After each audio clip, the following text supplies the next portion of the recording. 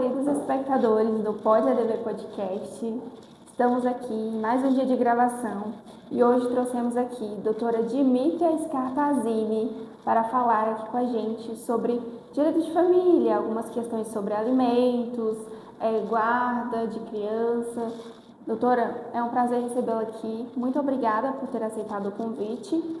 E vamos falar um pouquinho sobre essa área do direito, que é uma área, assim, eu particularmente sou apaixonada em direito de família, eu gosto dos casos de família, né? E é um prazer recebê-la. O prazer é todo meu, obrigada. Vamos conversar, bater um papo aqui a respeito desse tema que desperta muita curiosidade ainda, tem muitas dúvidas. E estamos aqui para esclarecer e vamos conversar. Então, para começar, vamos falar sobre alimentos. Quais os fatores, os critérios que um juiz ele observa para poder estipular o valor de uma pensão alimentícia? Certo. Veja bem, quando a gente fala em pensão alimentícia, a gente tem que analisar o alimentado, que no caso é a criança. E aí a gente vai analisar a possibilidade de quem paga e a necessidade de quem vai receber, que é o alimentado e o alimentante. Então, assim, essas questões elas são bastante subjetivas e não existe um padrão específico, porque depende de cada caso. Eu sempre digo que o direito de família não tem uma receita de bolo pronta, porque cada caso tem uma particularidade. Então, a depender da necessidade da criança, a criança frequenta escola particular, a criança faz um curso extra, tem necessidades especiais ou alguma doença que precisa fazer um acompanhamento, um tratamento. Então, tudo isso tem que ser ponderado para definir o valor da pensão alimentícia. Muita gente também costuma associar a questão de pensão alimentícia, alimentos, a questão só da alimentação da criança, né? Mas, na verdade, existem vários gastos, inclusive, alguns gastos não são inclusos diretamente na pensão alimentícia. Por exemplo, estipula-se o valor da pensão, mas por fora ainda tem gastos a serem divididos, materiais escolares entre os pais, não é isso, doutora? Então, vamos tentar desmistificar essa questão do alimentos para alimentação da criança, né? Às vezes os pais pensam que a mãe não está administrando da forma correta o valor que é recebido, né? Às vezes a gente acompanhou muito vídeo nas redes sociais de pais, né? Estou pagando R$200, ela está com um carro novo, carro zero, está pagando a prestação do carro com o valor da pensão. R$200, gente. Hoje em dia, um pacote de fralda é o quê? R$60 ou mais, não é isso, doutora? Então... Exatamente. Esses vídeos que a gente vê na internet viram memes, principalmente no nosso meio, porque a gente sabe que essa não é a realidade, né? Que não tem como. E quem fica com a criança, precisamente, assume maiores responsabilidades. A gente sabe que, tomando uma situação hipotética aqui de uma mãe que fica com a guarda do filho, né, e o pai paga somente a pensão. Então, a paternidade não é simplesmente com o PIX, não é simplesmente o fator financeiro. Que a mãe que fica com a criança, ela desempenha um papel gigantesco. Então, assim, não tem como pagar uma pensão de R$200, R$300 e exigir da mãe que dê o melhor possível em termos financeiros para o filho somente com aquele valor.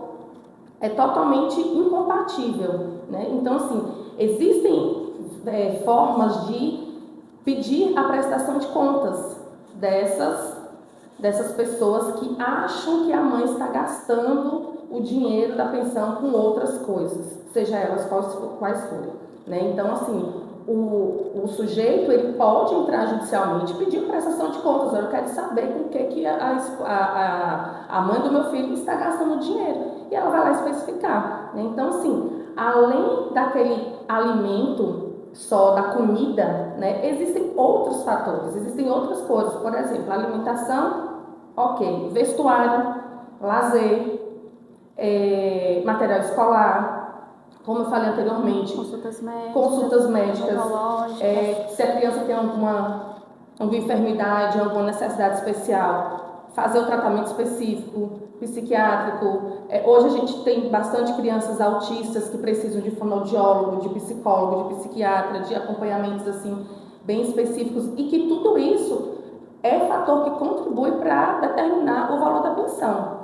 Então, não são só as despesas ordinárias, como a gente costuma falar no meio jurídico, que é ali o alimento, o vestuário. Tem as despesas extraordinárias, que são aquelas que surgem também naquele meio, além da comida, da despesa médica, né? Existem situações que vão acontecer no decorrer da vida, e essas situações têm que estar inclusas nessa pensão. E muitas vezes existem pais que acham que esse valor está alto e querem revisar o valor para reduzir, né, de 200 para menos.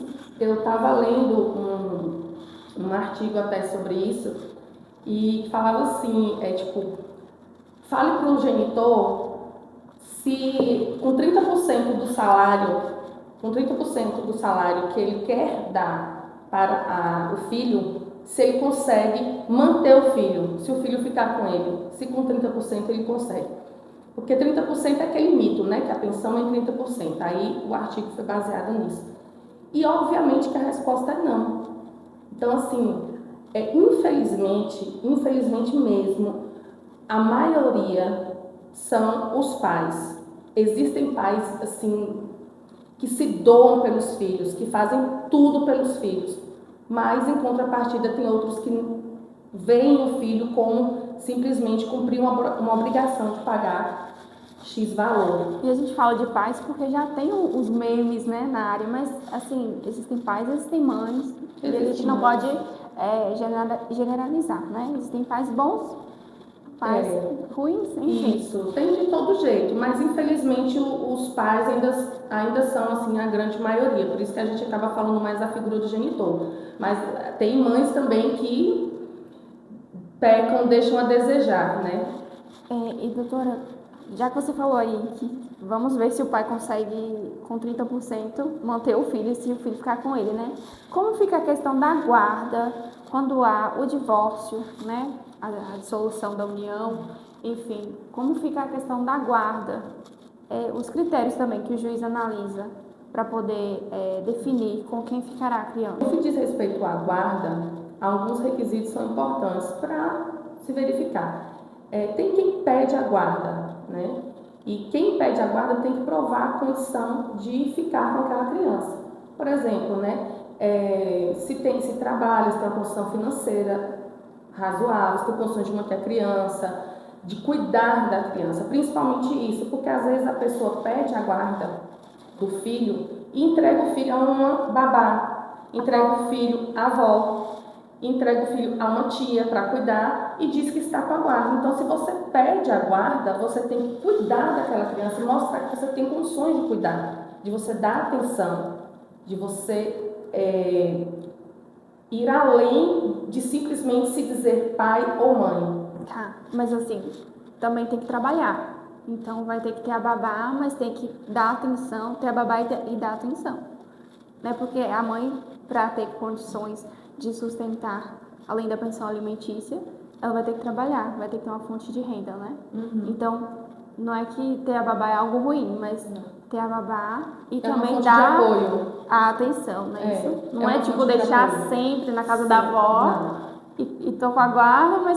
sabe por quê? Eu tive um caso no meu escritório, por exemplo, que a mãe tinha a guarda da filha, mas quando teve o processo de pensão alimentícia e tudo mais, pedido de guarda também, todas as vezes que o oficial foi até a casa da mãe, a filha não estava. A casa da genitora, a filha não estava. E depois, em oitiva, na audiência que acabou se desdobrando para ouvir a menor, ela falou que ela morava com a avó.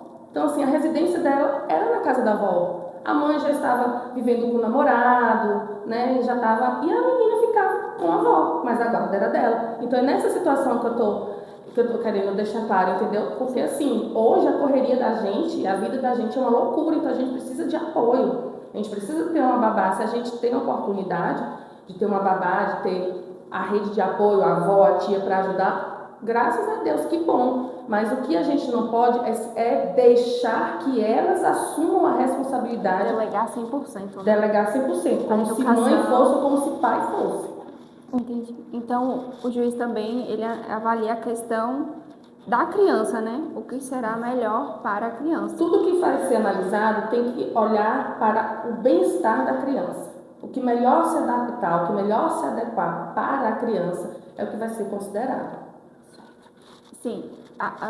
Atualmente, a guarda que é mais concedida é a compartilhada, não é isso? Mas acredito que muita gente pensa que a guarda compartilhada é 15 dias com um, 15 dias com o outro. Mas, como a doutora estava me dizendo, não é isso. Explica um pouquinho como funciona. Antigamente, a gente falava só em guarda unilateral, quando ia se pedir a guarda, né? Eu quero a guarda só para mim. Hoje, há pouco tempo, né, começou a se falar na guarda compartilhada. E aí, o que as pessoas que estavam imaginando era que ia dividir o tempo com cada um. 15 dias com um, 15 dias com o outro. E, na verdade, não é assim. Isso é o que a gente chama de guarda alternada, que vai alternar a residência da criança. Quando, na verdade, a guarda compartilhada, ela é um compartilhamento de responsabilidades para com a criança. A criança, quando é determinada a guarda compartilhada, vai ser determinado também o que a gente chama de lar de referência, que pode ser tanto da mãe quanto do pai. Se for da mãe, a criança vai morar com a mãe. O lar de referência dela, o endereço dela vai ser o da mãe. Mas pode-se convencionar, sim, que ela vá passar 10 dias ou 15 dias com o pai, né? Ou os finais de semana com o pai. Porque no direito de família a gente também tem muitos acordos, né? São feitos muitos acordos.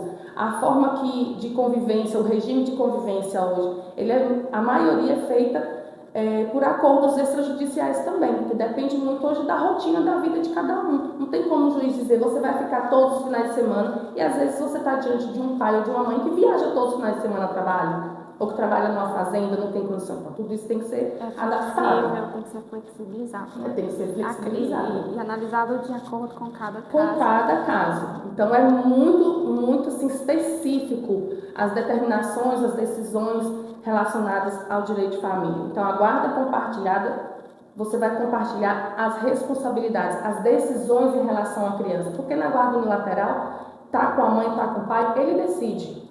Na guarda compartilhada, ambos decidem, ambos cuidam, né, e ambos falam e respondem pela criança. Aproveitando então essa parte introdutória, gostaria de trazer um caso que recentemente tomou conta das redes sociais, que foi o do Éder Militão, jogador de futebol, e a sua ex, Caroline, né, uma influencer. E gostaria de saber da doutora, nesses casos de pais multimilionários, né, bilionários, como é estipulada o valor da pensão?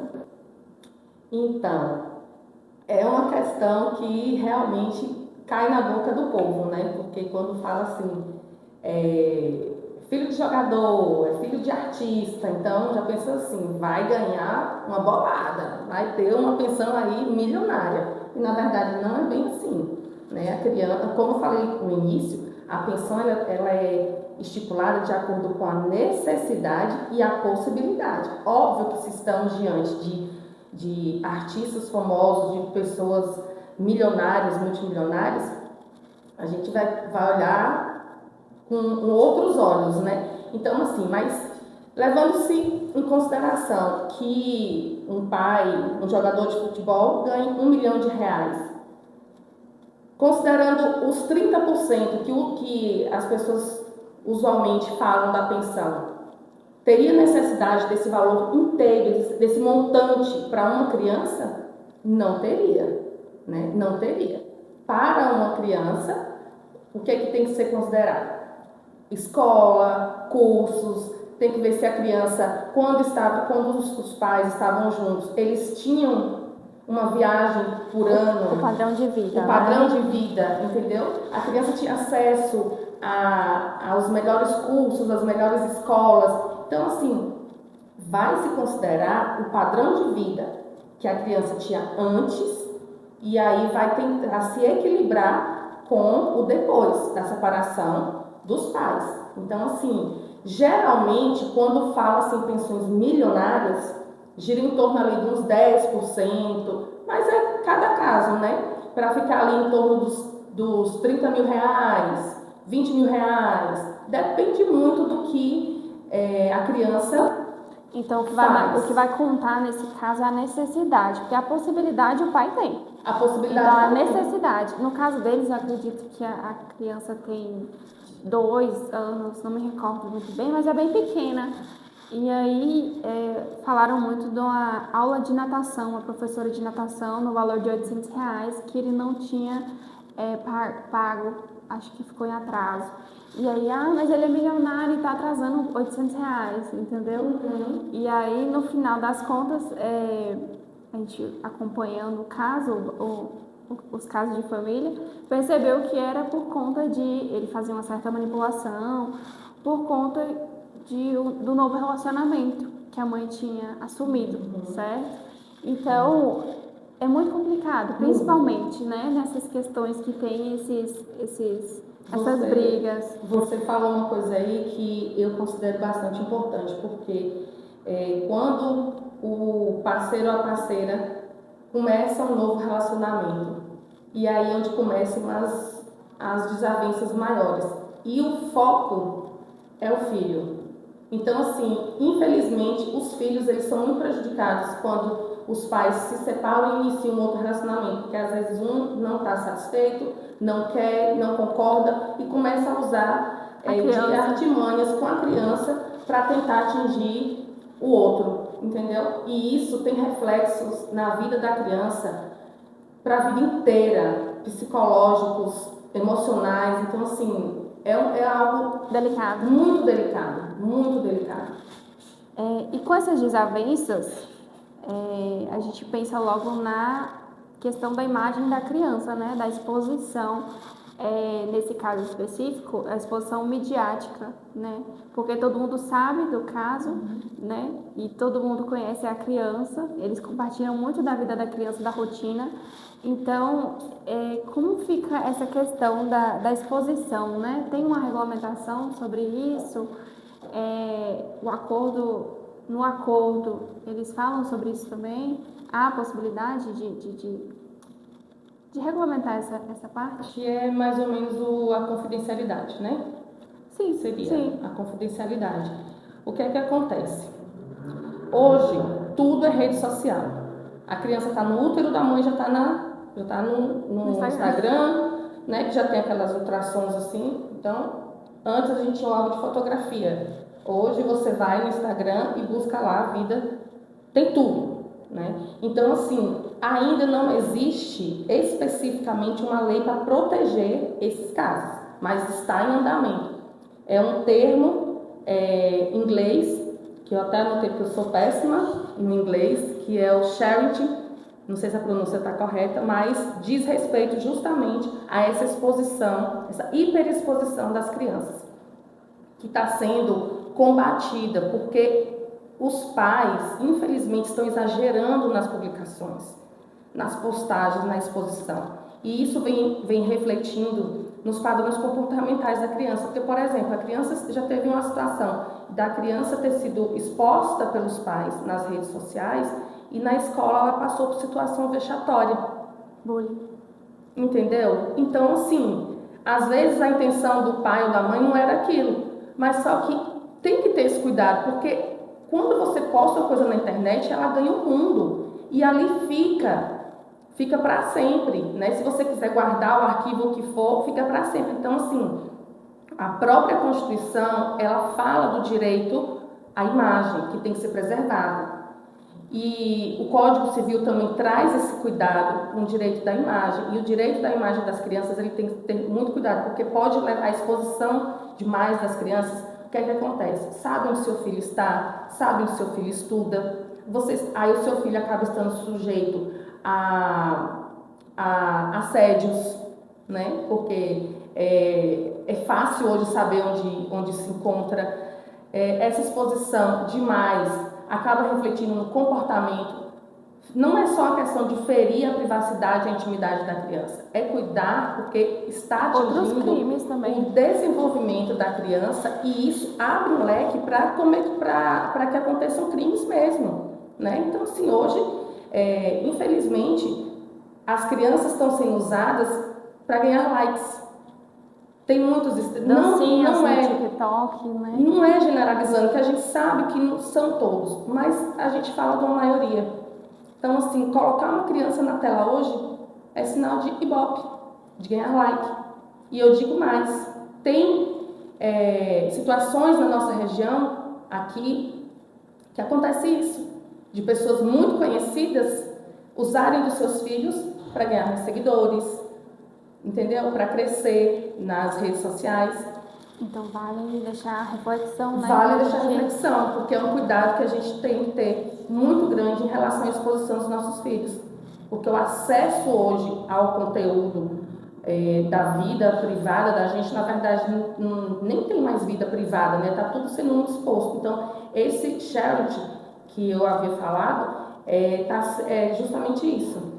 É a difamação, é essa explosão dessa paternidade, de expor essa paternidade das crianças. Tudo você tem que postar, tudo você tem que dizer como você acaba expondo demais a criança. Às vezes as situações vexatórias, então isso vai ser combatido, porque os pais vão responder juridicamente caso coloquem as crianças em situação de violação de privacidade, que gerem bullying, situações vexatórias. Não está tendo essa discussão. Eu acredito que vai ganhar muita força, já está ganhando e vai repercutir mais ainda, porque realmente as crianças são muito vulneráveis. No começo achar tudo bonitinho, né? Mas não sabem o risco que estão correndo. E é necessário, né? Essa regulamentação. Doutora, existe um teto máximo para esse valor da pensão alimentícia? Assim, independentemente da renda dos pais, né? Geralmente fala-se muito, como a doutora falou, de 30%. Esse 30% é um teto ou não?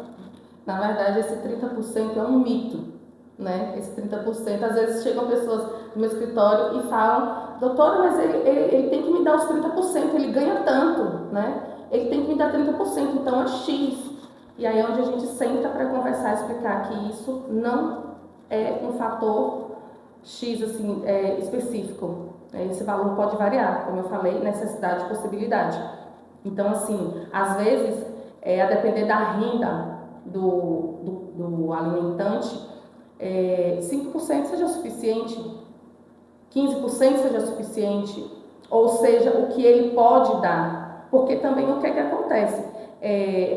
Quando vai se estipular a pensão, quem vai pagar o alimentante não pode também ter a sua vida financeira comprometida, de chegar assim a beirar a miserabilidade, de passar necessidade, de passar fome. Não, por isso que tem esse conceito, necessidade e possibilidade. Então, às vezes, a pessoa só consegue pagar R$200.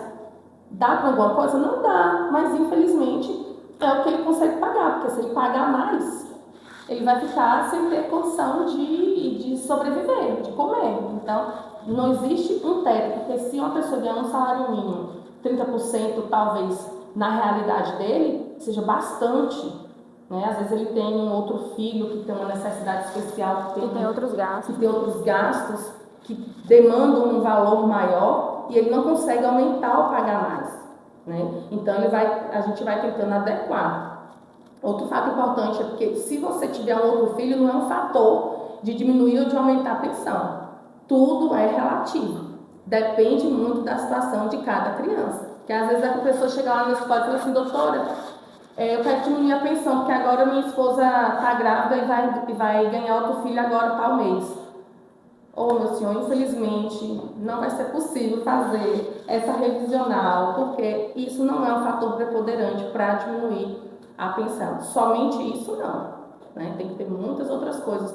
Quando há uma mudança muito significativa no cenário financeiro de quem está pagando, aí pode pedir uma revisional, mas se não, tem que equilibrar. Você já chegou a ver acima de 30%? 50, 70? Já. Uhum. Inclusive, já fiz acordos no meu escritório com 50%. E assim, acordo consensual, que o pai mesmo falou que ia pagar os 50%. E aqui no nosso judiciário, aqui, geralmente, o juiz estipula 40% de alimentos provisórios.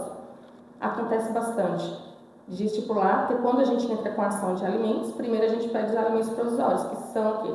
São aqueles alimentos que o alimentante vai ter que pagar até que se defina realmente, no final do processo, qual o valor que vai ficar.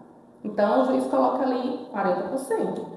Já aconteceu muito, de 40%, e a pessoa tem que pagar. Ele vai ter que se virar para pagar, né? Porque ali foi uma decisão judicial. Se ele não pagar, vai acumulando, né, a dívida. Então, assim, existem todo tipo de situação. Pode ser 50, pode ser 40, pode ser 30, pode ser 20, pode ser 10. Então, esses 30% não é regra. No caso da inadimplência, nesses alimentos provisórios, se o pai não paga, ele pode ser preso? Pode desde ser preso. já? Nos alimentos provisórios? Antes ou tinha, não? Antes falava assim, tem que esperar 3 meses e tal. Sim. Mas hoje, a partir do momento que ele ficou 1 mês sem pagar, ele já pode sofrer um processo de execução, né? Então, a partir do momento que se tem uma decisão judicial, ele tem que cumprir. E aí, se ele não paga, vai acumulando. Né? Ele vai ser preso, vai receber uma intimação para pagar em 3 dias, se não pagar, vai ser preso. E só vai acumulando. Teve um caso famoso também, se não me engano, foi do Alexandre Borges, se não me engano, que ele ficou preso 2 meses, porque ele não pagou a pensão. E já estava acumulado em mais de 300 mil reais. Olha, eu tenho uma situação atual no meu escritório que o pai não paga a pensão desde o filho nasceu. Na verdade, ele pagou 1 mês. E o filho está com 12 anos de idade. E nós estamos brigando para receber esse valor. Nesse caso, recebe-se os 12 anos ou tem um mínimo também? Por exemplo, só recebe 5 anos, de 5 anos para cá? Não, o que acontece? Não existe pensão retroativa. Né? Não existe pensão retroativa. Em que sentido? Nesse caso específico que eu estou falando, a cliente ela já ajuizou uma ação de alimentos anos atrás.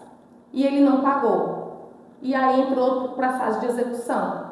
E nessa fase de execução, infelizmente, ele sumiu. E aí ficou esse tempo todo sem localizar ele. E a dívida foi acumulando. Foi acumulando. Ela estava com outro profissional e depois migrou para o nosso escritório na tentativa de recomeçar essa busca, porque ela já não sabia mais o que fazer, né? E aí a gente conseguiu localizar e já estamos na fase do mandado de prisão. Então, assim, se você tem uma ação judicial em trâmite, que foi estipulado um valor para pagar a pensão e ele não pagou, aquela dívida vai acumulando. Mas se você faz o famoso contrato verbal, só de boca, você não tem o que exigir depois, você não tem como provar. Então, a pensão retroativa ela não existe nesse caso, mas se existe um processo de execução de pensão tramitando, aí ela vai até o fim, até que se cumpra a obrigação de pagar. Entendi. Então, doutora, você falou da questão do verbal, né? Então, vale ressaltar a importância de procurar um profissional especializado, né? Ali, tá pensando em se divorciar, ver tudo direitinho, não faça nada só de boca, né? Para se resguardar os filhos menores, né? Pensar direitinho o que é melhor, no que vão fazer, tem sentar, né? A verdade é essa, tem que sentar, planejar, conversar, independentemente das mágoas, né? Das discussões, das brigas, tem que visualizar o que é melhor para os filhos. O bem-estar da criança, a gente preza muito por essa questão do bem-estar da criança. Então, a importância de se procurar um profissional, né? Tanto para auxiliar, para judicializar também a questão. Porque para nós, advogados, esses termos técnicos, essas nomenclaturas, essas situações, elas são assim corriqueiras e se tornam comuns. Mas é muito comum chegar o cliente ao meu escritório e quando eu começar a falar, ela não faz ideia do que é, não faz ideia do direito que ela tem. Então, assim, procure um profissional, converse, tire suas dúvidas, esclareça. E uma coisa muito importante, às vezes a pessoa fala assim, eu não quero nada dele, eu vou criar meu filho sozinho, não quero nada dele. Mas entenda, o direito não é seu, é do seu filho.